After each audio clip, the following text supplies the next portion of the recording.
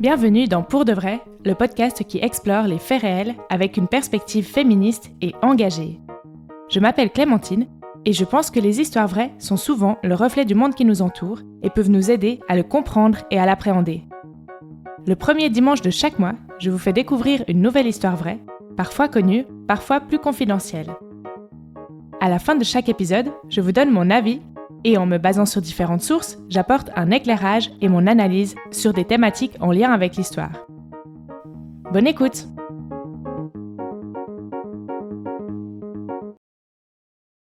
Avant de commencer, je vous informe que j'ai décidé d'ouvrir un compte Tipeee pour le podcast.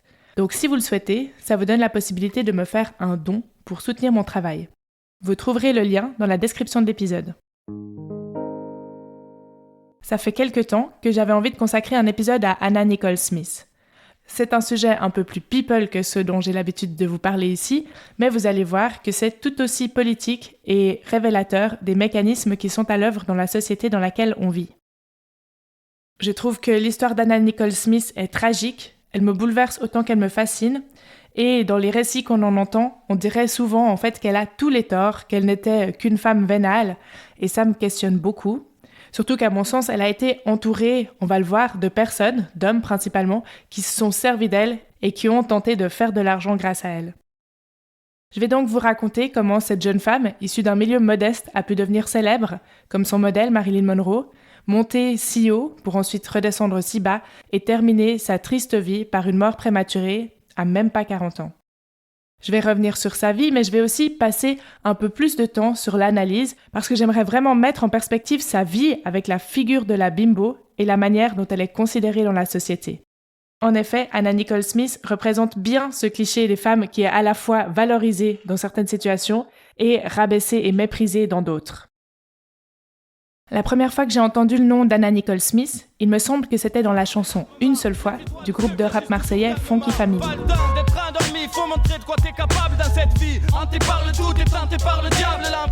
À cause de cette chanson, quand je pense à Hannah Nicole Smith, j'ai cette phrase qui me vient en tête. Trouver une fille bien, pas une putain qui manie le pénis avec plus de vis qu'Hannah Nicole Smith. Voilà, donc l'ambiance est posée. Je vais pas répéter la phrase, mais vous l'avez entendue.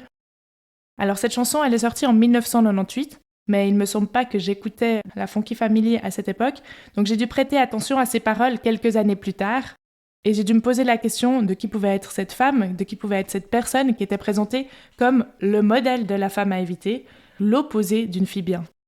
Pour remettre les choses en contexte par rapport à la vie d'Hannah Nicole Smith, en 1998, Hannah Nicole Smith était en pleine bataille judiciaire avec les fils de son défunt mari milliardaire. Elle va mourir en 2007, donc 9 ans plus tard.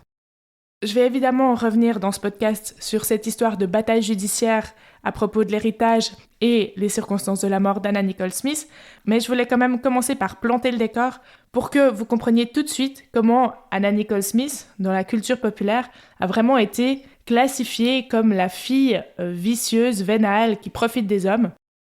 Alors qu'à mon sens, elle a surtout été souvent mal conseillée et c'est souvent les hommes qui ont essayé de profiter d'elle.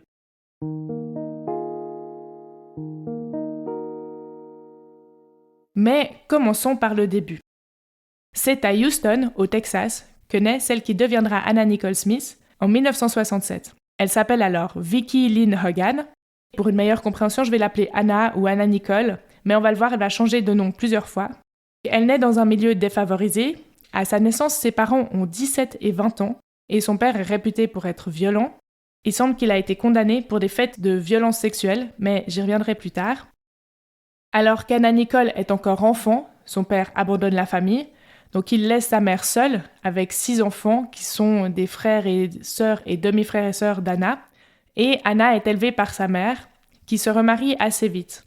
Hannah va prendre le nom de son beau-père, et elle devient Nikki Hart, qu'elle change aussi de prénom, mais ça, je ne sais pas vraiment pourquoi.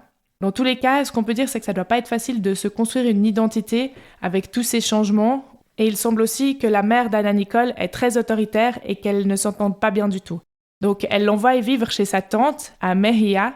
C'est une ville un peu perdue au milieu du Texas, où il n'y a vraiment pas grand-chose à faire. Et c'est vraiment un environnement très croyant.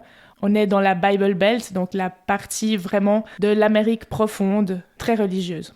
Anna Nicole vit avec sa tante et ses cousins dans des conditions difficiles. Elle raconte par exemple qu'un jour, elle aurait dû voler du papier toilette dans un restaurant parce qu'elle ne pouvait pas s'en acheter, ou bien que sa tante lui aurait donné des bons alimentaires pour s'acheter des bonbons en échange d'aide pour nettoyer la maison. Anna Nicole arrête l'école très tôt, à 14 ans, mais elle a un rêve qui durera toute sa vie. C'est d'être célèbre et de devenir un sex symbole, comme Marilyn Monroe, son idole. Plus tard, Anna va déclarer dans une interview qu'elle n'a pas eu d'enfance et qu'elle avait une relation troublée avec sa mère, comme Marilyn Monroe justement. En attendant de trouver le moyen de réaliser son rêve, elle travaille chez Jim's Crispy Fried Chicken, un restaurant de poulet frit. C'est là qu'elle rencontre Billy Wayne Smith, un des cuisiniers du restaurant, qui a 16 ans. À 17 ans, elle se marie avec lui et elle donne naissance quelques mois plus tard à un fils prénommé Daniel. Mais très vite, elle s'occupe de l'enfant toute seule parce que le couple divorce. Anna Nicole retourne avec son fils à Houston, chez sa mère, et elle enchaîne les petits boulots. En résumé, elle galère et les fins de mois sont difficiles. Elle décide donc de devenir serveuse dans une boîte de striptease pour gagner un peu plus d'argent, mais assez vite, on va lui faire comprendre dans cette boîte que si elle veut gagner plus, il faut qu'elle monte sur scène, qu'elle devienne stripteaseuse. Il faut savoir qu'au Texas, il y a plein de grosses compagnies pétrolières qui brassent beaucoup d'argent et il n'est pas rare que les hommes fêtent les gros contrats ou qu'ils aient des rendez-vous d'affaires dans les clubs. On est dans les années 80, l'argent coule à flot et ils sont souvent très généreux avec les danseuses. Donc Anna Nicole accepte de devenir stripteaseuse, mais d'après les témoignages, il semble qu'elle détestait se déshabiller en public, qu'elle était très pudique, qu'elle avait la boule au ventre à chaque fois qu'elle se rendait au travail, mais qu'elle le faisait quand même pour l'argent. Un jour, ou plus probablement un soir, alors qu'elle est à son travail au club de striptease, elle est abordée par un photographe qui lui dit qu'il travaille pour une agence de mannequins. Il lui promet de faire d'elle une star à condition qu'elle fasse ce qu'il lui conseillerait. On se rappelle que c'est son rêve de devenir une star, qu'elle est fan de Marilyn Monroe et qu'elle veut devenir célèbre comme elle. Donc elle est évidemment tout à fait prête à l'écouter. Sur les conseils du photographe, Anna Nicole va faire de la chirurgie esthétique, notamment se faire poser des implants mammaires pour obtenir des seins beaucoup plus volumineux. Elle va aussi prendre un peu de poids, se teindre les cheveux en blond platine et essayer d'accentuer sa ressemblance avec Marilyn Monroe en s'entraînant à retrousser la lèvre supérieure. Alors, je ne sais pas vraiment comment s'est terminée l'histoire avec le photographe, ni ce qu'il en a retiré, mais en tout cas, Anna Nicole a ensuite commencé à travailler dans un club de striptease plus haut de gamme à Houston.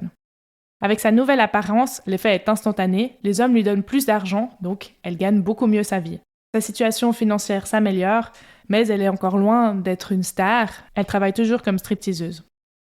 Elle va continuer pendant quelques années, et en 1991, un soir, alors qu'elle danse, elle fait la rencontre d'un vieil homme de 86 ans, le milliardaire, magnat du pétrole, John Howard Marshall.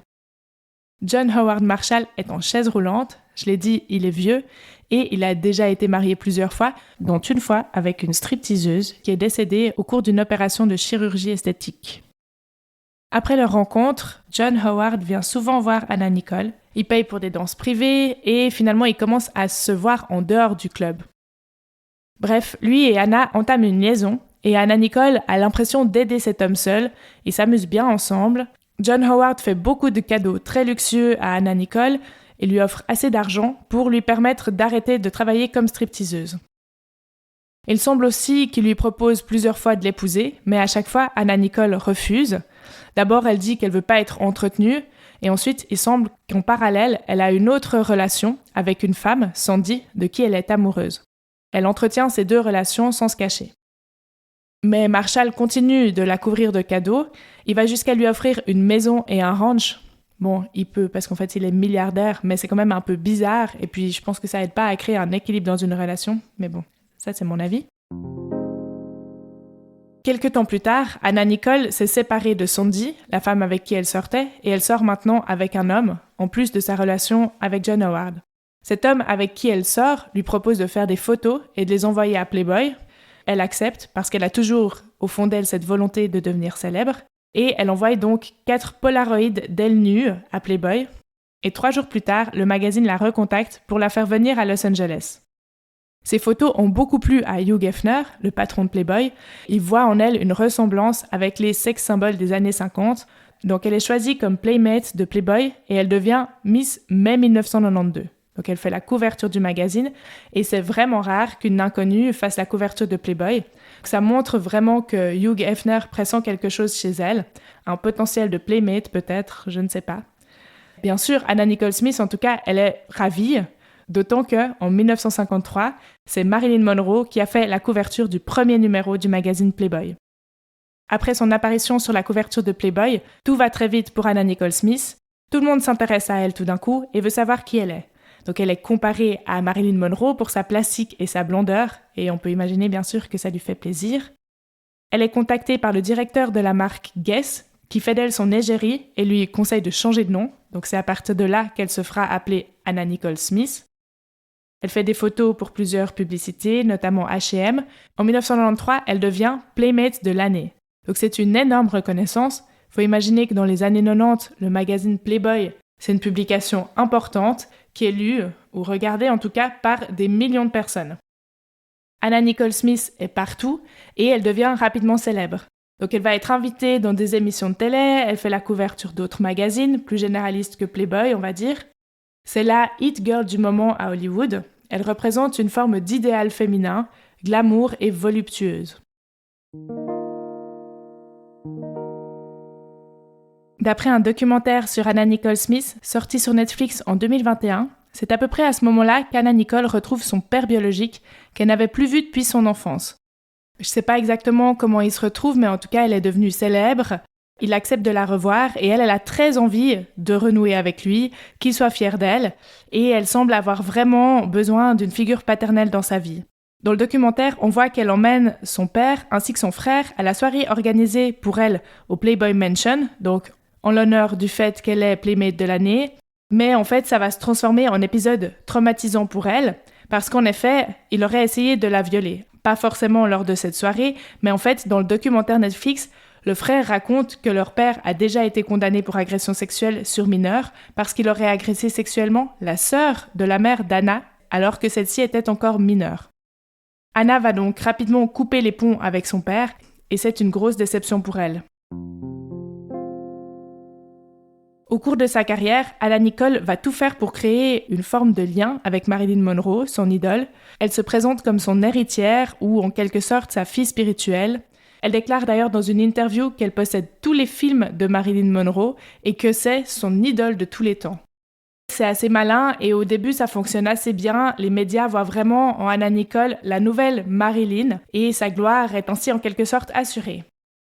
Donc nous sommes toujours en 1993. Anna Nicole est maintenant connue, elle est indépendante financièrement et elle accepte enfin d'épouser Marshall. Lui, il a bientôt 90 ans et elle a 26 ans. À ce moment-là, elle lui proposerait oralement de faire d'elle l'héritière d'une partie de son héritage. Sur les photos du mariage, les deux sont très souriants et on voit John Howard Marshall très ému et heureux d'épouser enfin celle qu'il aime. C'est à partir de ce moment-là que ça va un peu se compliquer pour Anna Nicole parce que les médias vont commencer à raconter une autre histoire qui est celle d'une femme vénale, d'une gold digger qui épouse un vieil homme affaibli uniquement pour son argent. À travers cette histoire, les médias occultent complètement le fait que c'est lui qui lui a couru après pendant plusieurs années avant qu'elle accepte enfin de l'épouser.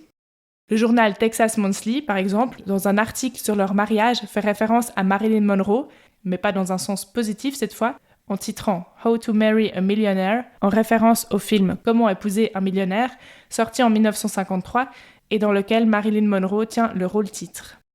Parmi les choses qu'on reproche à Anna Nicole, il y a en fait la différence d'âge entre John Howard et elle, qui choque et qui contribue à rendre leur amour et aussi leur mariage pas sincère aux yeux de l'opinion publique.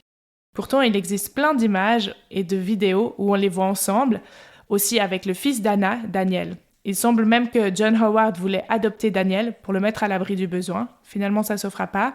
Et Anna Nicole confiera aussi par la suite qu'ils ont essayé d'avoir un enfant ensemble sans y arriver. Ils se seraient renseignés pour savoir si c'est envisageable avec l'âge et l'état de santé d'Howard, qui, je le rappelle, est en chaise roulante. Pour moi, ça va vraiment dans le sens de deux personnes qui ont une relation qui est sincère. Mais j'y reviendrai dans l'analyse. À côté de ça, Anna Nicole continue son parcours médiatique, donc elle va tourner dans quelques films entre 1994 et 1995. Elle joue notamment dans Y a-t-il un flic à Miami ? C'est vraiment une sorte de consécration pour elle, qui vient d'une famille pauvre et d'une petite ville du Texas. Et le fait qu'elle devienne actrice, ça amplifie aussi, aux yeux du public, sa ressemblance avec Marilyn Monroe. Alors, évidemment, sur les plateaux de télé et dans les talk-shows, on l'a fait venir surtout pour son physique et aussi pour se moquer un peu d'elle, avec une bonne dose de sexisme en général. Mais elle s'en fiche, elle en joue même, et elle remplit parfaitement le rôle de, je mets des guillemets, ravissante idiote. À partir de là, les ennuis commencent vraiment, et en fait, ils vont jamais vraiment s'arrêter. D'abord, Anna Nicole commence à avoir des problèmes de santé, donc elle a principalement mal au dos et surtout des migraines très fréquentes, qui seraient provoquées par ses implants mammaires qui sont trop gros pour elle. Elle commence donc à prendre des médicaments contre la douleur, notamment de la méthadone, parce que c'est tout ce qui fonctionne pour elle, et un jour, elle va se retrouver à l'hôpital pour ce qui semble être une surdose. Bien sûr, son hospitalisation fait les gros titres de la presse à scandale, et à sa sortie, elle est obligée de passer dans une émission de télé dans laquelle elle doit se justifier parce qu'en fait, on la soupçonne de se droguer, d'être une junkie. I don't use drugs. You know, I had Vicodin and Xanax. That's prescription drugs that I have to take for my migraines and for insomnia. I mean, I don't consider that hard drugs. It doesn't make me high. En 1995, John Howard, âgé de presque 90 ans, tombe gravement malade et doit être hospitalisé. Ce que je n'ai pas dit, c'est que son mariage avec Anna n'avait pas plu du tout à un de ses fils, Pierce, qui ne veut évidemment pas voir l'héritage lui échapper. Il a même fait appel à un détective pour vérifier si la relation entre Anna et son père était réelle, mais il n'a rien réussi à trouver qui prouverait que Anna n'est avec son père que pour l'argent. Et ensuite, il va tout faire pour se mettre entre Anna et son père. Donc par exemple, quand John Howard est à l'hôpital à cause de sa maladie, il fait des pieds et des mains pour empêcher Anna de le voir, contre la volonté des deux, puisque John Howard a envie de voir Anna et qu'Anna a envie d'aller le voir. Et finalement, John Howard Marshall finit par décéder. Le mariage aura duré 14 mois et Anna Nicole se retrouve veuve à 28 ans. Anna Nicole, qui était déjà fragile psychologiquement, va très mal et elle continue de prendre beaucoup de médicaments. Après la mort de John Howard Marshall, une bataille judiciaire va s'engager autour de l'héritage. La fortune, à ce moment-là, de John Howard Marshall est estimée à 1,6 milliard de dollars. Et le fils Marshall, Pierce, va tout faire pour empêcher Anna Nicole de toucher une partie de l'héritage et il l'empêche aussi notamment d'assister à l'enterrement. Et donc, il va y avoir une deuxième cérémonie en parallèle. En fait, c'est un peu glauque, mais ils vont séparer les cendres en deux et puis faire 2 cérémonies. Concernant la succession, donc je ne vais pas pouvoir tout vous détailler parce que c'est vraiment compliqué. Mais donc, il va y avoir plusieurs procès, évidemment, qui donnent d'abord raison à Pierce Marshall, puisque Anna Nicole ne figure pas sur le testament. John Marshall lui aurait promis une partie de sa fortune uniquement oralement. Donc, le premier procès donne d'abord Pierce Marshall, héritier de toute la fortune. Mais ensuite, Anna va s'allier avec l'autre fils de Howard Marshall, qui affirme lui aussi que son père lui avait promis oralement une partie de l'héritage. Et bon, je vous passe les détails, mais après plusieurs procédures et décisions de justice, parfois en sa faveur et parfois en sa défaveur, Anna finit, en 2002, par obtenir 88 millions de dollars de la succession de son mari. Mais finalement, un peu après, cette décision est annulée par la Cour d'appel de San Francisco. À l'issue d'un des procès qui donne Anna Nicole Smith perdante, c'est-à-dire qu'elle n'hérite de rien, l'avocat de Pierce Marshall déclare « Elle n'a pas perdu parce qu'elle était une gold digger, elle a perdu à cause de qui elle était. » Aux États-Unis, les procès sont publics et la presse ne se prive pas de les relayer, en insistant toujours sur la différence d'âge entre Anna Nicole et Howard et en la présentant comme l'ayant séduit et épousé uniquement pour son argent. Je précise que durant toute cette période, Anna est défendue par un avocat qu'elle connaissait déjà avant, notamment parce qu'il gérait ses contrats de mannequinat, et il s'appelle Howard Stern. Retenez bien son nom parce qu'on va reparler de lui plus tard. John Howard Marshall est mort en 1995. On est donc 7 ans plus tard, en 2002, et l'image d'Anna Nicole Smith comme gold digger, donc en français on pourrait dire chercheuse d'or ou croqueuse de diamants, lui colle à la peau. Et pour rappel, c'est dans ce laps de temps que sort la chanson de la Funky Family dont j'ai parlé au tout début. C'est une période vraiment difficile pour Anna, elle est épuisée, elle a pris du poids. On sait qu'elle a probablement développé un trouble alimentaire parce que ça fait depuis les photos pour Playboy qu'on lui demande de perdre du poids constamment. En plus, elle a toujours ses problèmes de douleur et donc elle prend beaucoup de médicaments et elle fait plusieurs overdoses médicamenteuses, notamment une avec des médicaments prescrits lorsqu'une de ses prothèses mammaires va se déchirer. Et bien sûr, ces overdoses qui mènent à des hospitalisations sont présentées dans la presse People comme des overdoses liées à la drogue. Anna Nicole se coltine donc une image de junkie en plus d'une image de gold digger. Mais maintenant, elle est devenue un personnage médiatique et elle aime le fait d'être célèbre. Et donc, en 2002, elle va essayer de rebondir comme elle peut en devenant la vedette d'une émission de télé-réalité. Elle est le personnage principal de son propre show, The Anna Nicole Show, qui raconte sa vie privée et personnelle.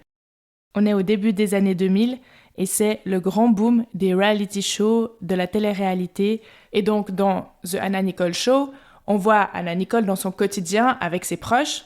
Elle se présente comme en couple avec son avocat, Howard Stern, dont j'ai parlé avant. Au début, l'émission, c'est un succès d'audience. Mais ça va pas durer et rapidement, elle est très critiquée. Donc on parle de white trash dans la manière dont elle se présente. Et puis, encore une fois, elle a pris du poids, donc on se moque un peu d'elle, etc. Bref, un bon gros mélange de grossophobie, de classisme et de sexisme. Pour essayer de faire remonter les audiences, Anna perd 35 kilos très rapidement, en profitant au passage pour faire la promotion d'une pilule amaigrissante, Trimspa. Elle va faire des publicités pour ses gélules coupe-faim et les ventes vont s'envoler puisqu'elle revient avec un corps mince dont elle se vante lors de ses apparitions en arborant fièrement un collier estampillé Trimspa. À cette période aussi, dans ce qui semble être une volonté de faire du buzz, et selon certaines sources sous l'influence de son avocat et amant Howard Stern, elle enchaîne les scandales. Par exemple, elle arrive visiblement défoncée aux American Music Awards, où elle doit présenter Kanye West, et sur le plateau d'une autre émission, elle va descendre sa robe pour montrer ses seins sur lesquels on voit des logos MTV. Malgré ou à cause de tous ces scandales, les audiences de sa télé-réalité continuent de baisser et l'émission est finalement supprimée après 2 saisons. Quelque temps après, Anna découvre qu'elle est enceinte. Comme elle sort avec Howard Stern, mais qu'elle a eu quelques autres relations en parallèle, on ne sait pas exactement qui elle perd, et elle décide de partir aux Bahamas pour vivre sa grossesse plus sereinement. Parce qu'en plus, aux États-Unis, elle est sans cesse poursuivie par les paparazzis. Et bien sûr, elle est toujours accro aux médicaments contre la douleur, les fameuses opioïdes dont on parle beaucoup en ce moment. Alors qu'elle est aux Bahamas, Howard la rejoint et il essaye de la convaincre qu'il est le père du bébé qu'elle attend. Le 7 septembre 2006, dans une maternité des Bahamas, Anna Nicole donne naissance à une fille, Danieline. Howard Stern, présent lors de l'accouchement par césarienne, filme le tout et envoie, ou plus probablement vend, la vidéo aux médias. Les images de l'accouchement d'Anna Nicole sont diffusées sur les chaînes de télé et Daniel, le fils d'Anna Nicole, qu'elle avait eu lorsqu'elle avait 17 ans et donc il a maintenant 20 ans, voit ces images et il trouve ça un peu bizarre. Il prend un avion et ils se rend aux Bahamas aux côtés de sa mère et du bébé. Howard va prendre des photos des retrouvailles et de la rencontre de Daniel avec sa demi-sœur Danieline. Et ce soir-là, alors qu'il dort dans la chambre de sa mère à l'hôpital, Daniel est retrouvé mort le matin du 10 septembre 2006, 3 jours après la naissance de sa demi-sœur dans la même pièce. Les causes de la mort ne sont pas claires du tout. Un jeune homme de 20 ans qui meurt comme ça, c'est vraiment bizarre. Et l'autopsie conclut à une surdose de médicaments. Ce serait en fait un mélange de méthadone, le médicament que prend Anna Nicole pour ses douleurs, et d'antidépresseurs, mais sans qu'on sache vraiment comment c'est arrivé, si c'est une erreur, s'il a mélangé ses propres médicaments avec ceux de sa mère. On envisage aussi un meurtre, et à un moment donné, Howard Stern va même être soupçonné, mais au final, la mort de Daniel est considérée comme une mort accidentelle. En tous les cas, Howard Stern va prendre des photos d'Anna Nicole auprès de son fils mort et bizarrement, elles vont leaker dans la presse. Après ça, psychologiquement, évidemment, Anna Nicole est au plus bas. Elle prend toujours ses médicaments et elle est donc un peu stone, un peu assommée en permanence. Ce qui est bizarre, c'est que très peu de temps après, donc alors qu'on imagine qu'elle est encore complètement sous le choc d'avoir vécu la naissance et la mort d'un enfant en quelques jours, le 28 septembre 2006, Anna Nicole s'unit à Howard Stern lors d'une cérémonie informelle.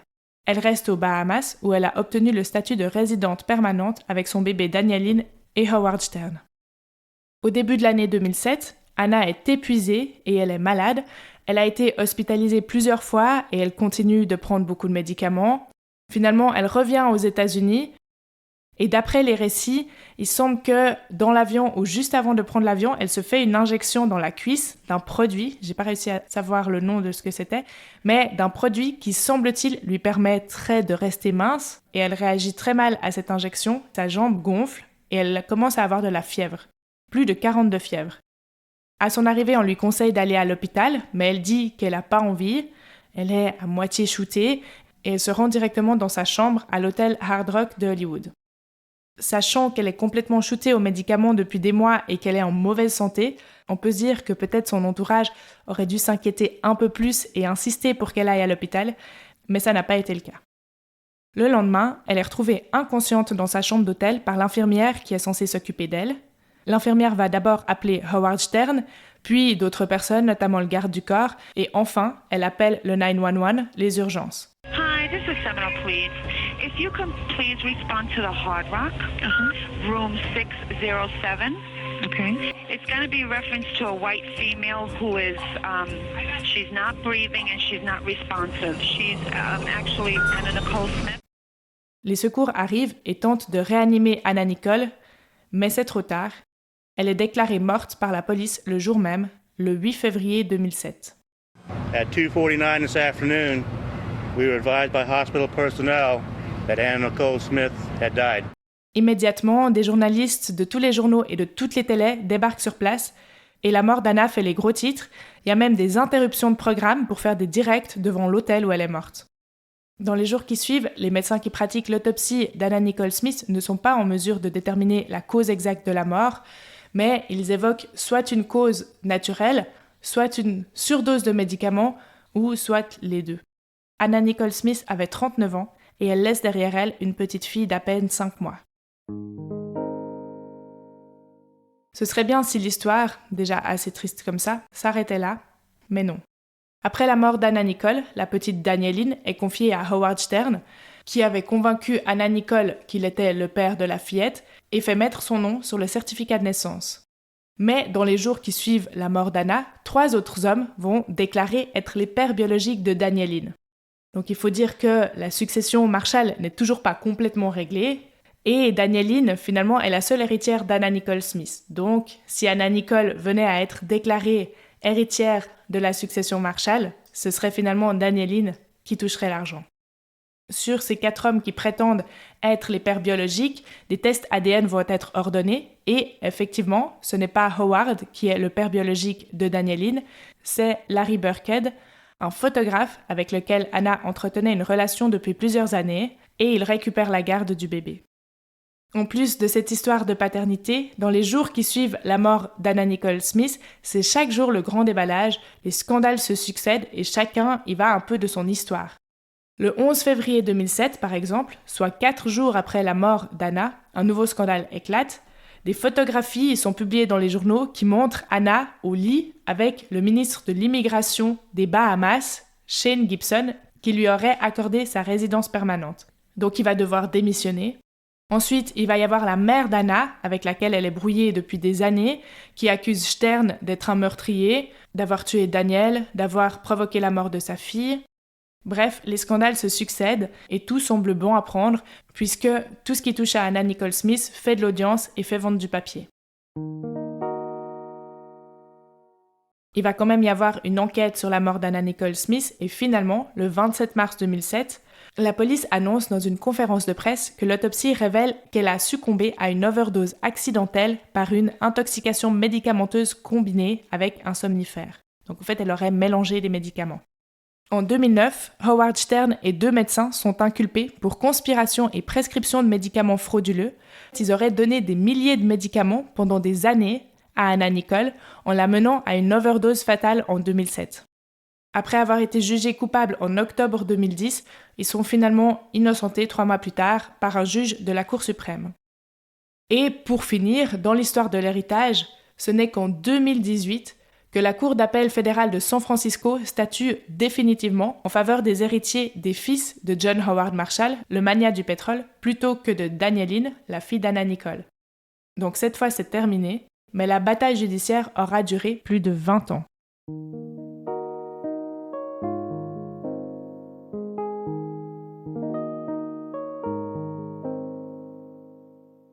Voilà, c'est tout pour l'histoire d'Anna Nicole Smith. Enfin, c'est tout. C'est déjà pas mal, je trouve. Et on va maintenant passer à la partie analyse. Je l'ai dit au début, cette analyse va être assez longue parce que j'ai beaucoup de choses à dire sur cette histoire et qu'il y a beaucoup de sujets à aborder. D'abord, je trouve que la vie et l'histoire d'Anna Nicole Smith est extrêmement triste, même tragique on pourrait dire. Et j'ai la sensation que même en ayant touché son rêve de célébrité du doigt, elle n'a jamais réussi à être heureuse. Si je vais plus loin et que je fais un peu de la psychologie de comptoir, on peut imaginer qu'elle s'était probablement construite sans trop de repères, avec un gros manque d'amour et d'attention dans l'enfance. On peut se rappeler qu'elle a changé de nom au cours de son enfance, que son père l'a abandonnée, qu'elle est ensuite partie vivre chez sa tante. Donc elle était fragile psychologiquement et finalement, les personnes de son entourage, souvent plutôt mal intentionnées, en ont profité. J'avais envie de faire un parallèle entre la vie d'Anna Nicole Smith et la vie de Loana, la gagnante de la première édition de Loft Story en 2001, puisque je vois beaucoup de similarités dans leur parcours. Loana a aussi connu une gloire immense et subite par sa participation à l'émission et grâce à son physique, à savoir blonde, mince et avec une poitrine refaite, qu'on a qualifiée de bimbo. Elle a aussi grandi sans père, elle a aussi été stripteaseuse et elle a aussi eu un enfant très jeune avant de faire de la télévision. Et à sa sortie du Loft, elle était au sommet de sa gloire, donc on lui a proposé plein de choses, elle était sollicitée de toutes parts, elle a enregistré un album, elle a participé à des défilés de mode, et puis finalement, en fait, on l'a regardée tomber de plus en plus bas. Les médias et les magazines People s'en sont délectés. Comme pour Anna Nicole Smith, ils ont fait leur gros titre sur ses prises de poids et ses pertes de poids. Et elle a fait plusieurs tentatives de suicide, abondamment relayées par la presse People. Tout cela est raconté dans le livre Sexism Story. Et vraiment, je trouve qu'il y a un parallèle à faire, tant sur la manière dont ont été traitées Anna Nicole Smith et Loana, que sur leur vie et leur parcours. Les deux viennent de milieux populaires et elles sont tombées dans la dépendance à des médicaments ou des produits à cause de la dureté d'un milieu, le show business, qui peut faire de vous une star un jour et un objet de toutes les moqueries le lendemain. Par chance, au vu de sa dépendance aux médicaments et aux drogues, Loana est toujours en vie, mais jusqu'à quand? Au final, pour les deux, la gloire a été de courte durée et ne leur a pas apporté le bonheur, la paix et surtout l'amour qu'elles semblent rechercher désespérément. Mais surtout, j'ai l'impression qu'une fois qu'elles sont devenues célèbres, autant l'une que l'autre, c'est comme si elles ne s'appartenaient plus. Elles appartiennent à leur public, à ceux qui les regardent, et elles sont sommées de leur rendre des comptes. C'est le cas par exemple quand Anna Nicole doit se justifier de son overdose à la télévision. Vous avez déjà vu un homme à qui on demande ça, vous? Pour revenir à Anna Nicole Smith spécifiquement, je voulais aussi relever qu'elle a été énormément victime de ce que la presse à scandale a dit d'elle. Les journaux People, ils ont vraiment contribué à lui créer cette image de femme vénale qui a épousé un vieux milliardaire pour son argent et donc à faire d'elle une femme diabolique, une femme qui a du vice, pour reprendre les paroles du morceau de la Funky Family dont j'ai parlé au début. Par rapport à ça, j'ai l'impression, et ça reste mon analyse personnelle, que peut-être actuellement les choses seraient un peu différentes à cause ou grâce aux réseaux sociaux, parce que bien sûr, il y a toujours des paparazzis et des journaux People, mais avec les réseaux sociaux, j'ai l'impression que les personnes, et notamment les femmes célèbres et exposées, ont un plus grand contrôle sur leur image. Alors bien sûr, ça n'empêche pas le public de leur réclamer des comptes, voire même de les cyberharceler, mais au moins, elles peuvent interagir en direct avec leurs fans et finalement, elles peuvent proposer leur propre version, raconter leur propre histoire sans intermédiaire. C'est l'impression que j'ai par exemple avec Kim Kardashian, qui, comme Anna Nicole Smith, est à la base famous for being famous, comme on dit, puisqu'elle s'est fait connaître grâce à une sextape et ensuite elle a transformé sa vie en une télé-réalité qui inclut toute sa famille, sauf que derrière, c'est elle qui a le contrôle de son image, contrairement à Anna Nicole Smith. Donc c'est elle qui décide de la manière dont elle se présente, c'est elle qui retire les bénéfices de publier des photos d'elle ou de son émission de télé-réalité. Comment ne pas revenir aussi sur cette histoire de mariage et d'héritage? Je ne vais pas vous dire si oui ou non, aux yeux de la loi, Anna aurait dû hériter d'une partie de la fortune de son défunt mari. J'en sais rien, et visiblement, personne n'en sait rien au vu du nombre de procès qui ont donné des verdicts différents. Mais je m'interroge en premier lieu sur le mariage en lui-même. Pas sur leur mariage à eux, mais sur le concept de mariage. Finalement, le mariage, c'est rien d'autre qu'un contrat passé entre deux personnes. C'est d'ailleurs un contrat qui servait, jusqu'au début du XXe siècle, à éviter que les héritages ne se dispersent. Donc c'était un contrat avant tout financier. Vous le savez sans doute, mais l'idée du mariage d'amour est assez récente. Et je vous pose la question, est-ce qu'il y a de bonnes raisons de se marier et de mauvaises raisons de se marier? Dans notre société, quand on se marie, on dit en général que c'est par amour, et c'est ça la bonne raison, la raison acceptable et qu'on met en avant. Je nie absolument pas que les gens qui se marient s'aiment sincèrement, mais si on creuse, on peut trouver des raisons, on va dire, plus pragmatiques, moins romantiques là derrière. On pourrait dire par exemple le fait que c'est ce qu'on attend de nous dans notre société qui fait qu'on se marie, ou bien par exemple on choisit la personne qu'on épouse parce qu'elle a une bonne situation, parce qu'elle fera un bon parent, parce qu'il ou elle est beau ou belle, etc. Ce sont évidemment des exemples parmi d'autres qui n'empêchent pas l'amour, mais ça montre qu'au-delà de l'amour, les raisons de se marier peuvent être multiples, sans pour autant que ce soit de mauvaises raisons, ou que le mariage ne soit pas, entre guillemets, valide. Et dans le cas précis qui nous occupe dans cet épisode, John Howard veut finir ses jours, visiblement, avec une femme jeune et belle. Je rappelle qu'il a déjà été marié avec une stripteaseuse qui est décédée à cause d'une opération de chirurgie esthétique. Donc c'est peut-être le hasard, mais a priori, il cherche quand même quelque chose d'assez spécifique chez sa partenaire. Et puis peut-être que pour Anna Nicole, qui a grandi dans un environnement défavorisé, c'est important d'avoir un mari riche. Dès lors, se marier pour l'argent, si les deux personnes qui se marient sont consentantes, je vois pas le problème. Et en ce qui concerne l'héritage, au-delà de la loi, je vois pas en quoi Anna Nicole Smith, elle mériterait moins l'argent que les descendants de John Howard Marshall. Eux, ils sont nés riches, ils ont grandi dans le luxe. Si on réfléchit, ils ont juste eu de la chance. Ils n'ont pas spécialement plus mérité qu'elle d'hériter de la fortune de leur père. Cette affaire montre d'ailleurs bien en quoi l'héritage est complètement arbitraire et perpétue les inégalités dans la société. Je rappelle aussi les paroles de l'avocat du fils Marshall, que j'ai déjà cité. Anna Nicole Smith n'a pas perdu son procès parce qu'elle était une gold digger, elle a perdu à cause de qui elle était. Et pour moi, là, le classisme est vraiment évident, et je caricature pour rendre ça très clair, mais en gros, ça les saoule qu'une paumée du fin fond du Texas hérite d'une partie de la thune, car elle n'est pas du même monde qu'eux. Surtout que, on parle quand même d'1 milliard de dollars, donc ils auraient pu partager. Ils auraient quand même été extrêmement riches. Mais non, il leur faut vraiment tout l'argent. Après, moi je comprends pas très bien pourquoi Howard, il a pas fait mettre Anna Nicole sur son testament. Franchement, je me pose la question pourquoi il lui a proposé uniquement oralement. Alors, ok, ils ont été mariés que 14 mois avant qu'il décède, et après il a été malade, etc. Mais quand même, ça prend pas tant de temps que ça de faire mettre quelqu'un sur son testament. Mais je vois plusieurs raisons à ça. La première, c'est que peut-être il veut pas réellement qu'elle hérite, il préfère que son argent reste dans la famille, c'est une possibilité. Et la deuxième raison que je vois à ça, c'est peut-être qu'il trouve marrant, entre guillemets, de savoir qu'il y aura une bataille après sa mort. Donc en fait, c'est une manière pour lui de garder un contrôle sur la vie de sa famille après sa mort. C'est assez pervers, mais c'est possible. Et c'est en tout cas les deux seules explications rationnelles que je vois au fait qu'il ne l'ait pas réellement fait inscrire sur son testament. Tiens, je vais mettre ça comme question. Dans Spotify, vous pouvez voter, répondre à des questions. Donc je vais mettre ça, qu'est-ce que vous pensez, vous ? Pour quelle raison est-ce qu'il n'a pas fait inscrire Anna comme héritière officielle sur son testament ? Je me réjouis de voir ce que vous en pensez.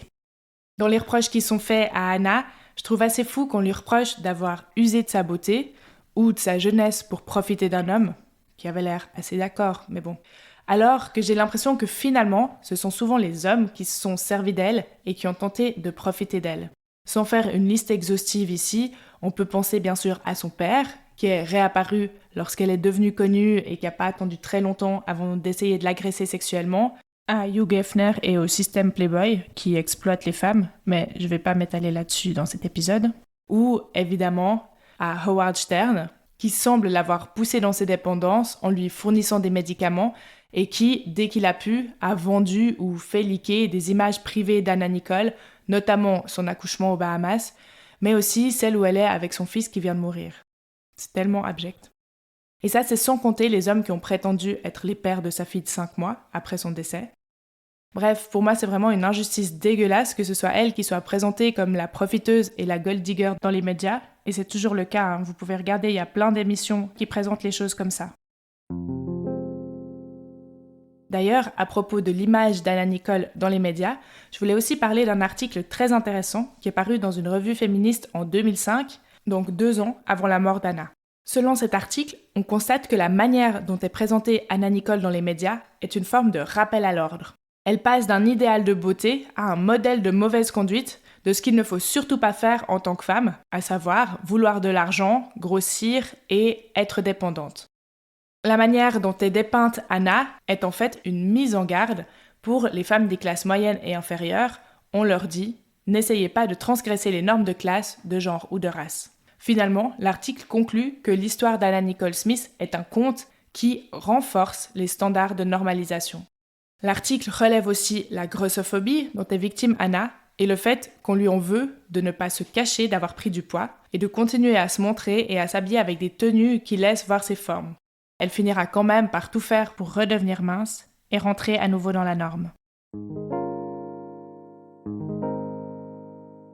Je voulais enfin, comme je l'ai dit dans l'introduction, revenir sur la figure de la bimbo, puisque Anna Nicole Smith représente ce qu'on pourrait appeler une bimbo. Alors pour commencer, j'ai cherché la définition dans le dictionnaire. Selon Le Robert, une bimbo est une jeune femme à la féminité provocante et stéréotypée. Bon, déjà, à mon sens, c'est une définition assez vague, parce que ça veut dire quoi, provocante et stéréotypée? Ça dépendra vraiment des personnes. Et on comprend en tout cas qu'elle en fait un peu trop. Et je sais pas vous, mais moi, en lisant ça, j'ai l'impression qu'ils se sont retenus d'écrire « jeune femme vulgaire ». Et selon moi, ça s'oppose au modèle de la féminité bourgeoise qui serait plus discrète et donc moins provocante. Le terme bimbo renvoie évidemment à une vision sexiste et classiste de la féminité. Le fait que le terme bimbo soit péjoratif, c'est rien d'autre qu'une injonction finalement aux femmes de ne pas prendre trop de place. Et c'est drôle parce qu'à l'origine, bimbo, c'est un mot italien qui désigne un petit garçon un peu bébête. Mais c'est à partir du début du XXe siècle que ce mot est entré dans le langage courant pour désigner une femme superficielle, voluptueuse, sexy et souvent accessoirement blonde et idiote. Il y a quand même un paradoxe dans la bimbo puisqu'elle dérange parce qu'elle ne correspond pas à ce que la société attend d'une femme bien, entre guillemets, mais à la fois elle est valorisée dans certaines situations puisqu'elle attire le désir des hommes. C'est d'ailleurs le fonds de commerce de Playboy par exemple. Pour conclure sur une note un peu plus positive, je relève quand même que depuis quelques années, l'esthétique bimbo est réhabilitée avec fierté par des femmes qui s'en emparent pour s'affirmer et qui reprennent le pouvoir sur leur image. J'ai cité Kim Kardashian, mais on peut le voir aussi avec les figures du hip-hop de ces dernières années, Cardi B ou Nicki Minaj, qui s'approprient ces codes, mais en les subvertissant pour en faire des symboles d'indépendance, d'émancipation et de pouvoir. Voilà pour cette analyse, qui est peut-être partie un peu dans tous les sens, mais j'espère que cet épisode People vous aura intéressé. N'hésitez pas à me dire sur les réseaux sociaux si vous avez aimé, vos messages me font toujours super plaisir. Vous venez d'écouter Pour de vrai et je vous en remercie chaleureusement. Vous trouverez toutes les sources et références citées et utilisées pour préparer cet épisode dans la description. Si vous aimez ce podcast et que vous ne voulez pas rater les prochains épisodes, abonnez-vous sur votre plateforme d'écoute. Pour m'aider à faire connaître Pour de vrai, vous pouvez aussi lui donner 5 étoiles sur Spotify ou Apple Podcasts ou même laisser un commentaire. Vous pouvez aussi le recommander à vos amis. Et pour ne rien rater en attendant la sortie du prochain épisode, c'est sur la page Instagram du podcast que ça se passe. À bientôt!